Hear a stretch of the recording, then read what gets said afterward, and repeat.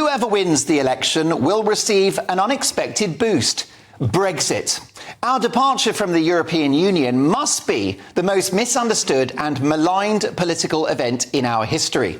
The narrative peddled by its critics on both the left and the right is that Brexit has been a disaster for this country, that it's made us poorer, more insular, and reduced our status on the global stage.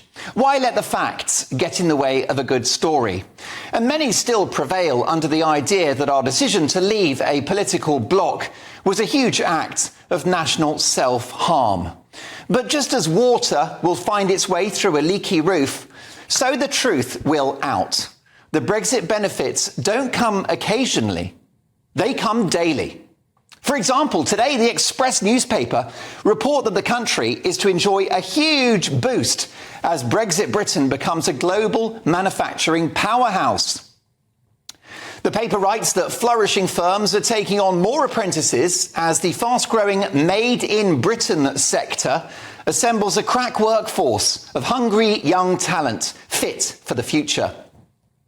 Since we left the European Union, the UK has now leapfrogged France to become number 8 in the world for manufacturing. Number 8 in the world. Putting paid to the idea that Brexit would hurt exports, that it would hurt industry, or that we don't make anything in this country anymore.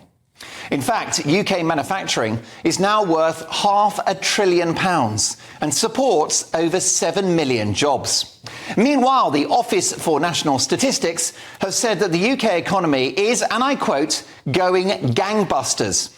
With inflation now close to 2%, we're out of recession, with the highest growth in the G7, beating France, Germany, Italy, and wait for it, the United States. Unemployment remains low, and investment into the UK is up. The long-predicted Brexit disaster has been like the weapons of mass destruction, non-existent. We're saving billions in EU membership fees and have avoided sharing the cost of the EU's, in my view, COVID overreaction, which some suggest would have made us liable for 90 billion euros. We get 100% of customs revenue rather than handing 80% to Brussels when we were in the bloc. We are now part of the CPTPP, which I thought was a cough medicine, but which is the largest trading area on the planet. Oh, and we do have a comprehensive free trade, tariff-free deal with the EU too, sometimes forgotten by those Remainers on both sides of the political spectrum who are still fighting a lost war. We've had the AUKUS defence deal with Australia and America, worth billions. Our sovereignty allowed us to take a lead in supporting Ukraine and with the vaccine rollout.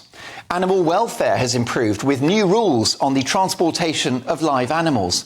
We've lifted restrictions on our service sector, which is 70% of our economy.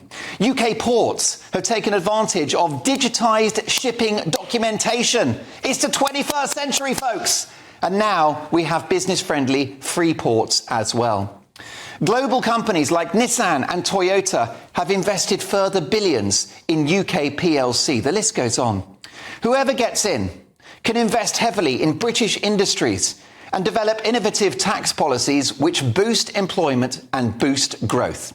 In other words, whoever wins in July has the opportunity and the levers at their disposal to make Britain a global beacon of enterprise, skill and talent.